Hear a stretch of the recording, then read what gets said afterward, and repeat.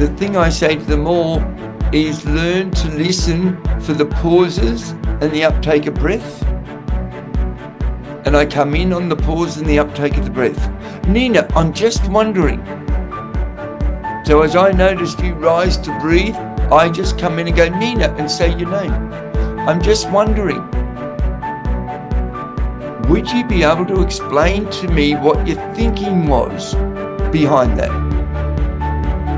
Welcome to the Manage Self, Lead Others Leadership podcast with Nina Sunday for experienced and aspiring people managers. This show will help you explore ways to become a more intentional leader. Each episode, host Nina Sunday speaks with some of the brightest business minds on the planet who share a passion to elevate and transform team culture.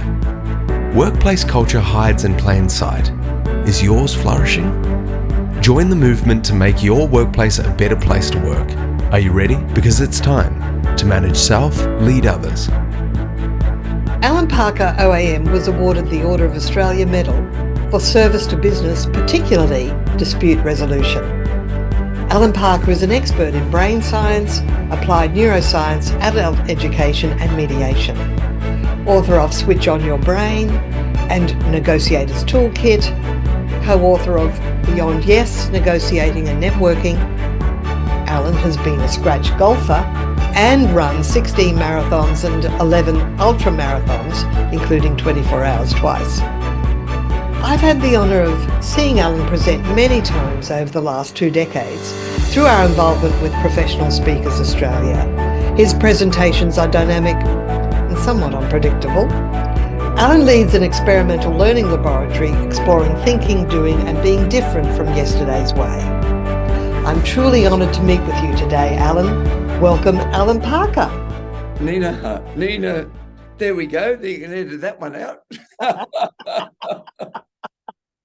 Nina Sunday, it's always a joy to be in your presence. We go way back. I remember when I was president of the Sydney chapter of Professional Speakers Australia, then called National Speakers Association, and you gave up an entire day to educate the chapter leadership team in, well, actually, it was all about communication. Cool. It was why, what, how? Yes. I remembered that to this day. I wrote those words down. They were in my paper diary. Every time I looked at the back page, there they were. It's internalized now, Allan. You do. You've got me back there already. You got me back there. I remember we did it almost in the round. Yes. And it was a strategy meeting. Yes. But it was a strategy meeting is what do we do with the next year? And it was headline strategy or masquerading as strategy, but it was really how do we create change? Yeah. And then when we nailed that down, it was how do we actually interact and interplay with our fellow human beings in our group, across the organisation, to our audiences, to the public. Because you are an expert in social communication. And I think one of the themes of the podcast embedded in the name, it starts with manage self. Yes. Because it's all about self-leadership. Yeah. And you can't lead people unless you are modifying your knee-jerk reactions to things. Think about the words that you use, the impact it's making. So do you mind if I write about that? And for those that are listening, Allan has a flip chart in the background and he's writing up keywords and he just wrote modify internal reactions. Gosh, if that's not the secret to life post-COVID, I don't know what is. Yeah, because, see, in my experience, there are 2 types of managers. And look, you can be a self-employed person managing a team, which I was, or you can be employed with bosses managing you and you managing those below you, direct reports, or you could be aspiring to be a manager. But if you just operate like from the first words that pop into your head and not even looking for the reaction, and then thinking, self-reflecting, how Yeah. could I improve the way I communicate? Yeah. Or how do I create change in a human? How do I motivate my people? Yeah. And I have lots of things I'd like to comment on there because I think it's beautiful substance. I can only bring about the change in others that I can demonstrate in myself. I just can't ask somebody to make a difference if I haven't changed first. Yeah. Yeah. Yeah, I think it's such a critical message. And I've got to get me right so that I can be available to and of service to and connected with. You know, my last 13 years, I've been devoted to studying neuroscience. And I've always, you know, wrote Switch on Your Brain in I've had that book for 1983. 30 years. Oh, well, it's still in print.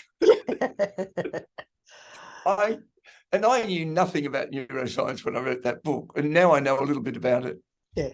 And I think, Nina, the secret, if we're going to know ourselves so that we can be available to and of service to others and deeply connect with others, I've got to have some understanding of this thing that sits in my skull called a brain that has so much potential we can't even perceive. And I think one of the great traps of the last 40 or 50 years in the leadership world is that we got too caught up in personality, because personality is what I arrived with. Yes. Yeah. Now, there's a massive number of things that occur and change who I present and turn up as. Yeah. But we have this myth that this is who I am. And the reality is I haven't got a clue. Oh, that you can't change, that it's fixed. You know what? I hear this a bit when I'm working with people. They'll say, oh, that's just the way I am. And I say, up till now. Up until now. Yeah. I have to control myself because I go, oh, you got at least 4 billion neurons sitting there waiting. Hello, I'm here. Will you engage me? Yes, that's right. Yeah. And we haven't, gosh, I don't know about you, Nina, but I look back at who I was in the past and who I am now. There is no similarity. I'm sometimes shocked by my 20-something and my 30-something person. I go, I'm sorry, anybody I ever offended, because I just didn't know any better. And I wasn't even trying. Yeah. You know, these days I do try. And I love to go simple and biological, that who I am is more determined by this substance called water than almost anything else. Well, except oxygen. You mean that we need to stay hydrated? 2 most important things for brain health. The thing I say to people is, and I don't tell people to stop anything. Right. I just keep saying add more. So I say to people, if they're having coffee, coffee, alcohol are diuretics. They pull water out of your body. Yeah. And the next day, your brain can't function as well. You know, don't care how good people go, oh, I'm good the next day. I go, you might think you are, but your brain won't function as well. Because if there isn't enough water, there's not enough oxygen delivered in the water to the brain. Right. And the oxygen burns the glucose, produces glutamate, and glutamate produces clear thought. One of the things that you're expert in is language and communication and choice of words. And, you know, like, the last presentation I saw, you went into the art of asking questions. So whatever your choice of words are, whoever you're communicating with, the choice of words will determine what their reaction is going to be. So, for Absolutely. example, that very simple one, we've got a whole episode on the podcast on yes and versus yes but. Oh, I saw it. Yeah. I watched it. Avish Parashar, yeah. Yeah. Now, yes and leaves the inquisitive propositional part of your brain going, what's coming? Yes. Yeah. That's right. So it's stimulating a particular piece of the brain that sits and waits and goes, oh, what's happening? Yes, and. So I've just dot. taking out but, and I'm so pleased I watched that last night, and putting in and moves you out of the alert system into brain receptivity and speculation and curiosity. Yeah. Good. Now, what I did then was I was putting forward a proposition to you, and as you were receiving it and nodding your head, yes, every time you started to nod, I paused so that it gave you time to receive it and acknowledge it. So you're suggesting that we need to put more pauses in our communication. See, we're so rushed and so busy. Our alert system, our automatic reactivity that you mentioned earlier, our reactivity is running the show. And I'm likely to get up here and talk at 300 miles an hour and never leave a gap. And you're going to just sit there spellbound, looking at me like a stunned fish. Because you were fire hosing me. And it's fire hosing. Yeah. And how many times have we been in meetings, Nina, around boardroom tables like what's behind you, and there's been 8 people there, and we left an hour later, and 2 of them or 3 of them dominated the whole thing, and 3 never spoke. The fast talkers dominated. Oh. And the message there is, if you're one of the introverts that doesn't like to interrupt, you need it is your obligation to say, can I please just ask you to slow down? Yes. I need more time to take this in. Yeah. Yeah. And Nina, now you'll notice that time I came in as soon as you finished, I went and deliberately stumbled. And Nina, I'm just wondering, if I may, can I just ask you a question about what you just mentioned? Would that be okay?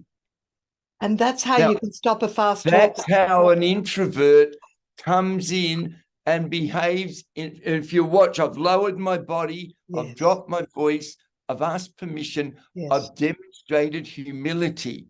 Yes. Yeah? Yes. And got you curious. Yeah. Yeah? And now I've got your head nodding again, and your eyes are flickering so you can think about where to apply it. Yeah? And here's the thing. Well, you know what I was thinking? A lot of introverts who say nothing at meetings actually have deep thoughts that need to be expressed. And there's a perfect example, the VW company, Dieselgate, where they try what leaders decided it was a good idea to try and shaft the US government by putting in software that pretended the emissions were being reduced during tests. And then when it was found out, I think a few people went to jail and they were fined billions of euros. The thing is, if you don't say what you're thinking at a meeting, you're there for a reason. And if you happen to be a deep thinker and an introvert that doesn't like to interrupt, it is your duty to use exactly what you just demonstrated, Allan, a way to actually slow things down, especially if you want to bring up, look, I have a feeling there's a pitfall we're not thinking about. Yeah. Or, whatever is the trap or the obstacle that maybe people, or the unintended consequence no one else is thinking about. That's your duty to bring it up. And the thing I say to everybody who's junior, a little uncertain, not confident, introverted, or has had an unfortunate circumstance in the past that's made them hesitant, the thing I say to them all is learn to listen for the pauses and the uptake of breath. And I come in on the pause and the uptake of the breath. Nina, I'm just wondering. So as I noticed you rise to breathe, I just come in and go, Nina, and say your name. I'm just wondering, would you be able to explain to me what your thinking was behind that? Now, what I'm not going to share with you is I heard you say it, and I thought, that's ridiculous. It can't happen. She's completely out of touch, but I can't dare tell her that. Right. Can you share with me your rationale behind that so that I understand it better? That's great. Yeah. There's no blame. There's no accusation. That's the back pure of your mind. That's prompting you. But see, it's coming in with curiosity, not and asking a question. permission, curiosity, actually timing. Timing. I've got to come in on the uptake of the breath or the pause. Right. Yeah.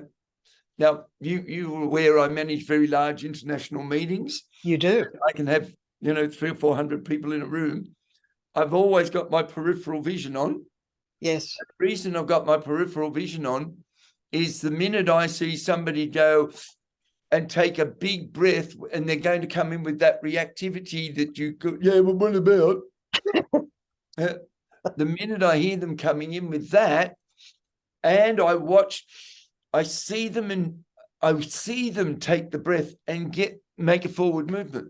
Right. The moment I do that, I go, so what I need you to understand, and I raise my hand toward them and look in the opposite direction. Now, so your body language, because some people are only listening here, you've put your hand up in sort of a stop motion. I float my hand, but looking away. Clever. I float my hand toward them, and my eyes always go in the opposite direction. I practiced it for years. Oh. And the moment you float your hand toward them, and what you might be thinking is, and I've now got their attention back. And then I can add an extra point, which may be they wanted to interrupt me halfway through. And it may be about the thing I'm about to say. Right. Yeah. Exactly. Sometimes you're about to qualify a statement, but they've just heard the statement and they didn't wait for the qualification. Yes. Yeah. Yeah. Mm. Yeah. Yeah. So if I can do timing, permission, genuine inquiry. I'm just wondering is one of my favorites. I suspect what could be, and that's where I bring in the would, the could, the might. Right. Would, could, might is speculative language. Yes. Which triggers the speculative brain, which is always wanting to be curious. Yes. And it also means that there's not a right or a wrong. That's right. So I take now, if I jump to an environment where I've got Asian people, Chinese, Indigenous Australians, Melanesians, where face saving is extremely important, and they're indirect cultures. Yes. So they don't do at. Yeah. If I've got somebody in that culture and I do what will we do, I'm not going to get very much information. What will we do? I'm just wondering what we might be able to do here. Oh. And it takes out the ability to be wrong or to lose face. Because I have a saying, always look for the second right answer. Because some people, the first thing that comes in their head, that's what we're going to do. It's like, hang on, there's at least 20 possible courses of action. Yep. So think about what the other course of action might be. What's another version of it? Now, I watched enough of your podcasts, which were beautiful and entertaining and informative.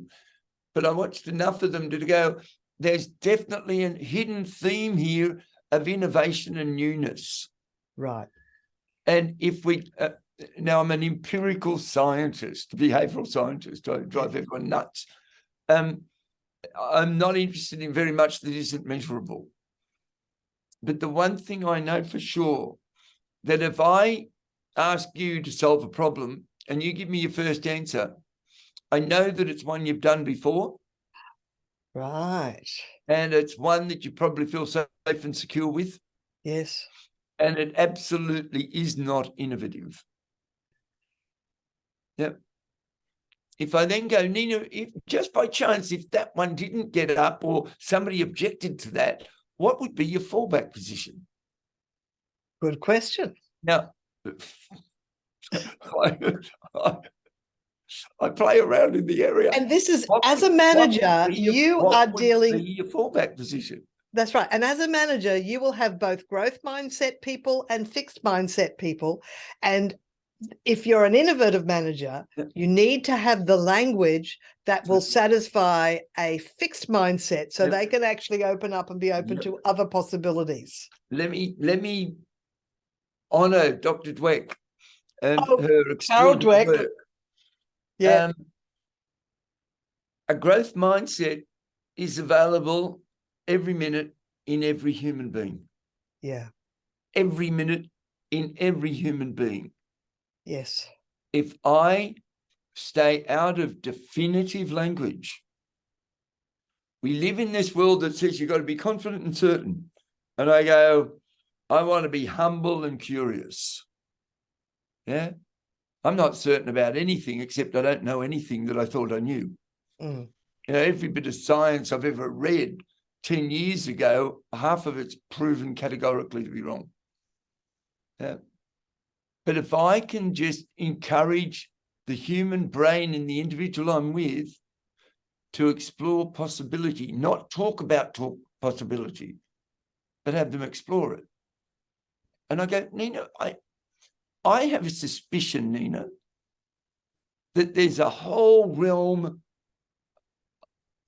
of the area that you're working in that's yet to be untapped. Does any part of you have that sensation that there's still something magical to be untapped? Absolutely. Yeah, and That's Nina, there's question. not a human being in the world who won't say yes to that. Yes, that's great. Yeah. We intrinsically know there's more. Mm. We know there's more. You know, Allan Parker runs doubt in his mind. You know, I'm 70. 2 days ago, I was 71. I still Happy can't believe birthday. it. I think I'm 40. I think I'm 40. Well, apparently, if you think you're 40, you are 40. My experience is I'm 40. But if we can just go, Nina, there is more for us to be done. There's more for us to do, isn't there? More than ever. And it'd be a joy if we might take some time to explore that together. Right. Yeah.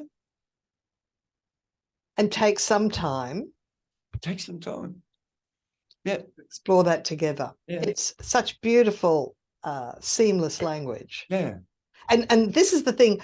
What I have learned, because I started as a rookie manager 30 plus years ago, I knew nothing about modifying my language in order to communicate better for better interpersonal communication, especially with direct reports. And now I've actually got this little toolkit of favorite phrases. Like one I like to use is, if you do decide to, ... I can then talk about what happens after they've decided without them telling them. Absolutely. Or you have to choose now, and then I'll tell you what happens. Going back to your request earlier about, can I talk about the questions?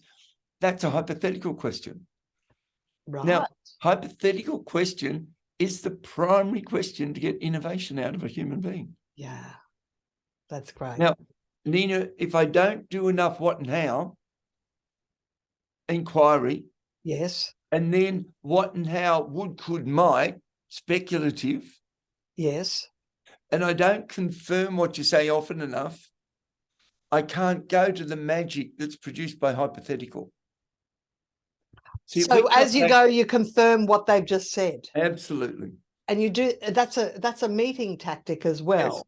Yes. For anyone that wants to lead a meeting and influence a meeting, Indeed. you start by confirming what has just been said. Absolutely. And then add your piece. And that's where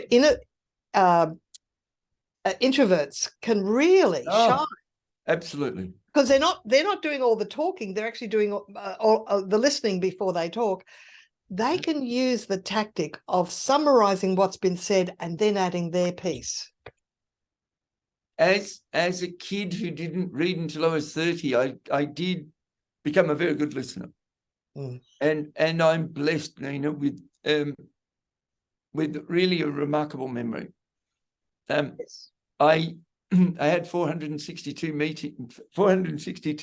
people at the World Investment Forum with the United Nations, and I greeted every person by name.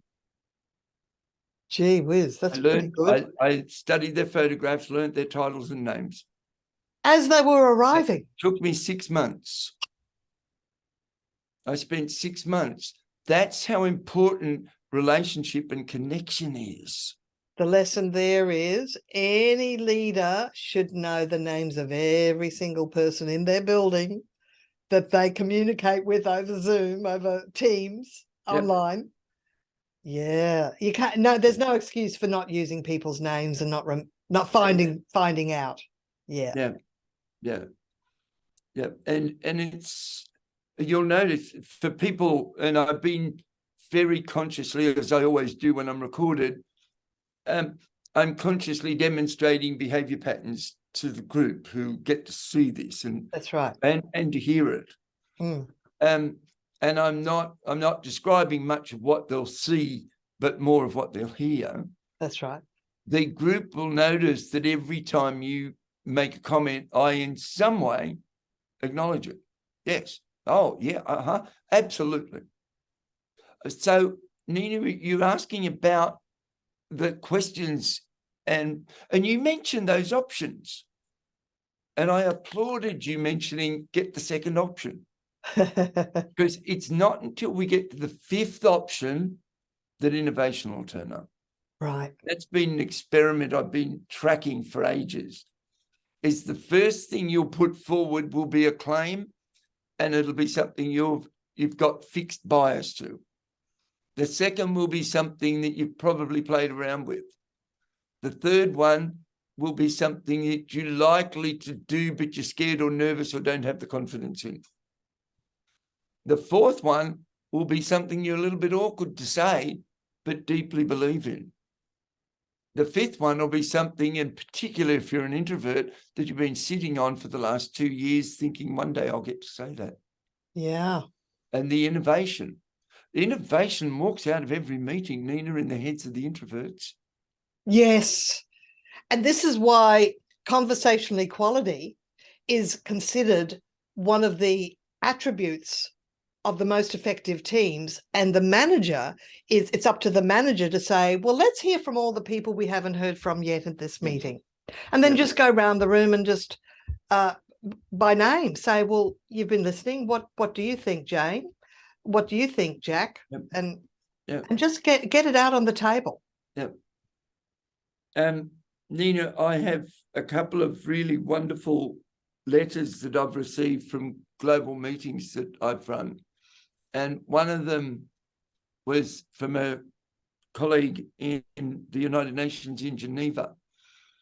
And she said to me that I was in the meeting, and I do believe it's the first time I've ever been in a meeting for the United Nations. So I'm not at the United Nations, it's for the United Nations. It's the first time I've been to a meeting for the United Nations where everybody in the room spoke. Right. And how did you achieve that? You said there were 430 people there. There were. 10 minutes. Did you get them to speak to each other? Yes. That's what you do. Yes. It's That's so what obvious. you do. It's so obvious. That's been the biggest frustration I've been to. Occasionally, I can remember a speaker that was just pontificating from the stage, and I'm going, I wouldn't mind having a conversation with the person next to me about this, because there were 400 people in the room. Yep. And that's what you do. And it's- it would wake me up. I was falling asleep because that speaker was fire hosing. Yep. Nina, every 10 minutes in that meeting, we've got 462 people from 192 countries. They're all speaking a second language. Yes. Yeah. Yeah. Half of them aren't going to pick up what's being said. And they're all, we've all got headsets on with simultaneous translation going. Right. Yeah. So the minute they can have a conversation with someone, how long would you allocate? 5 minutes, 3 minutes? Oh, no. At that level, 30 seconds each. Oh, right. So and you would do that throughout the meeting, frequently throughout the meeting. Yeah. Yeah. So if someone has a burning question, quick big meeting technique. First thing you do is ask them to talk to the person next to them and share one idea that they've just heard of, that they'd like to talk about in the break. And I give them 30 seconds each and then pull them back. The next time I do it, I get them to talk to the person in front or behind them, because they're likely to know the person beside them. Correct. And we don't want fixed mindsets, so we want them talking to as many people as we can. And I get them, when they go to the break, I ask them to find those people they spoke to and continue the conversation. Oh, isn't that great? And there's automatically they're meeting new people as well. Conversational equity, exchange of ideas, integration of culture. We've just got to get out of autopilot. Yeah, So absolutely. I think that's the key, Alan. We're so habitual. Yeah. Nina, you and I have a characteristic about us that I want to declare to the group. Yeah. You and I are both snappy dressers. Yes. And you and I both have an amazing collection of glasses. Yes. Yep. The world is boring, and the more corporate you become, the more boring we are. And 30 years ago, I heard John Scully, who was the CEO of Apple Computer at the time, 35 years ago. And I heard Scully say something, and when he said it, I thought, that's going to change my life. Right. And his comment was, successful people fit in first and then stand out. And I went, whoa, I like that. And then he said, and the really successful people fit in and stand out at the same time. And I thought, whoa. And I started my glasses collection the next day. And I've always had a large collection of glasses. Well, if you'll forgive me, I'll just reach into the drawer and get my other one just to show you. Yeah, well, I'm not surprised. I've admired your glasses for years. Let me just see. Here's my other pair. I love those. Nina, I think we're so locked into autopilot, and it's largely because we try to do too much with too little, and we're always rushed and busy. And we got no choice but to take the shortest route. Yeah. And the shortest route is okay. But the shortest route is never exciting. Right. It's never exciting. Or innovative. Yeah. And it's not until we say, hang on, let's just pause for a minute. What other things might we do here?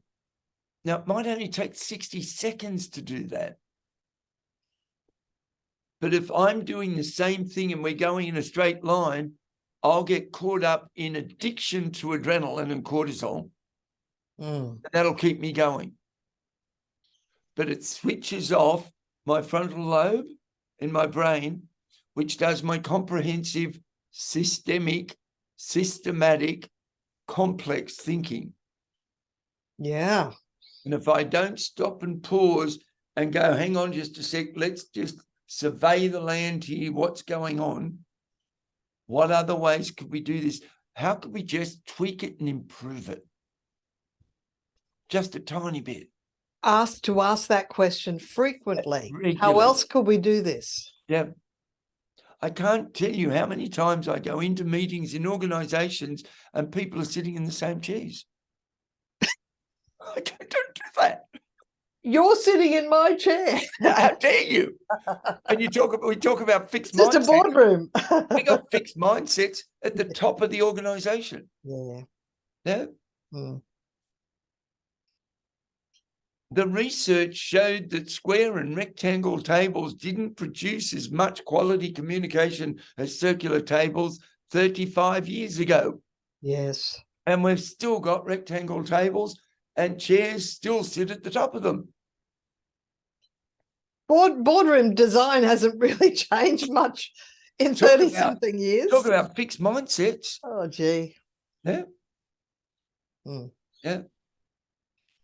And my way of being in the world at this stage of my life is not to go tapping on the boards to get them to change, because I find them to be the least changing. Yes. And the least changing. I find them to be the most fixed in their mindsets. Boards of companies, organizations. I find them to be out of touch. Oh. Yeah. And I find them to be fixed in their process. Mm-hmm. Yeah. Why is that? Oh, because they've done the same thing over and over. They're addicted to habit. And board members choose the next board member, so they pick people just like them. Absolutely do. Yep. So it's legacy. Yep. Mm. Only a year, 2 years ago, I was asked to sit on a board, ask if I would put forward a submission to sit on a board, and I applied for another board. And in both cases, one of them said to me, "We really wanted you and we believe we desperately need you, but we don't think we're ready for you." And I said, "I think that's one of the greatest compliments I've ever had." Yeah.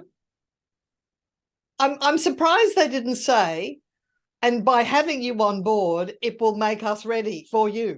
That's because you're Nina Sunday. Thank you, Alan. That's because you're Nina Sunday.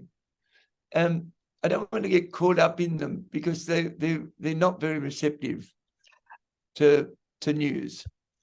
And I've got enough experience behind me now to be brazen enough to say that. And I'm also brave.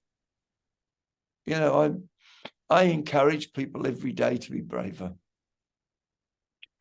Well, just probably in closing, because we're sort of reaching the end of our time, what would be the best piece of advice you could give a manager or aspiring manager how to deal with difficult team members?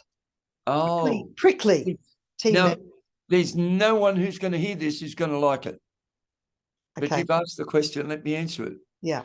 Take 100% responsibility for the person being difficult. Yeah. Because I truly, deeply believe there are no difficult people. Right. They're people. Well, difficult behavior. There are people who I find difficult. Right. Yeah. Ah. And I have expectations that they'll behave in a particular way. Right. And have I modified or checked what my expectations are?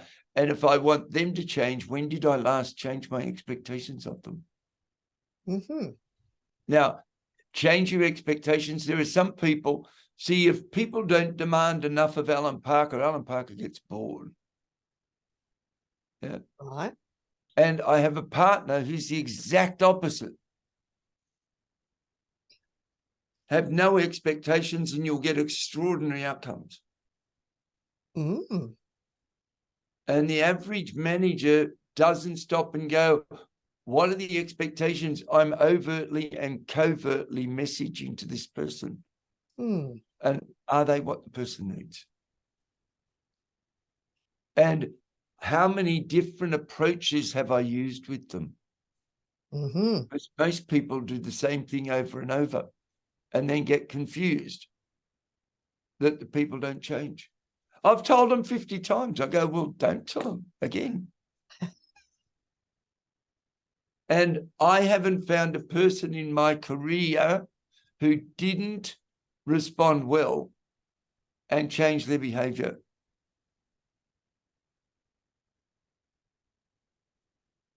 Ever. If I were calm, composed, and appreciative, and listened and acknowledged what they said and showed interest in their point of view of the world. By asking questions. Absolutely. And I think the key there is to be curious and ask questions instead of accusations. You're playing games when you do that, or you blah, blah, blah. Yeah, it's like, you could, even if you wanted, I don't know how well this would be received. Do you think by doing that, you're playing games? They can then justify. See, playing games is your judgment of their behavior. Yeah. See, we hallucinate what people's intentions are. Yes, we do. It's called a matter of inference. We must not. One of the best lessons I ever had in my life was John Grinder, one of the founders of NLP. Yes. I said to John at one stage, John, what have I got to do to excel my career? And he said, oh, Allan, that's easy. He said, you've got to, if you're going to assume anything about a human being, you've got to assume that their intention is positive. Yes. And it's your task to find their positive intention for the peculiar behavior that they're doing. And boy, oh boy, that took me 10 years to get good at. But I practiced it and practiced it and practiced it. And I went, what is the intention of this person doing that behavior? And how can I support the deeper intention? Except not the dysfunctional behavior. Except are there organizational psychopaths whose intention is not necessarily yeah, but that's benevolent. It's there is, but unless, and in fact, if it's a psychopath, there's nothing you can do about it, so forget them. Just leave. Spot them and leave. But we've got to stop going, what about the psychopath? We've got to start going, wow, there's another 90% here who I could still get connection with. That's right. What a gift. And my last comment is, no matter what's going on, go and experiment with a belief that something rich could occur. An experimentation. We have this false belief that we've got to know what to do before we do it. And if we just experiment with different ways, yes, those, look for that second option, look for that third option, look for that fourth option, and look for the fifth one. And the fifth one, I've just got to be brave because I won't be confident about the fifth one. But the fifth one is often a gem. Yeah. Allan, you have shared such wisdom with us today. You've really nailed some approaches, just perspectives on how to deal with interpersonal communication in the workplace and with you in life, really. You're a very wise person. Thank you for sharing that gold. Nina, I think we just created a beautiful conversation. We did. And I say thank you. It was a joy and a pleasure every moment to be with you. Thanks so much, Allan. See you again soon. See you again. Bye-bye. Nina Sunday is on a mission to help leaders transform culture. To book Nina Sunday CSP to speak at your conference, visit ninasunday.com to request a proposal. Nina travels from Brisbane, Australia for in-person presentations Australia-wide. Twice certified virtual presenter, Nina Sunday presents virtually, globally, for any time zone.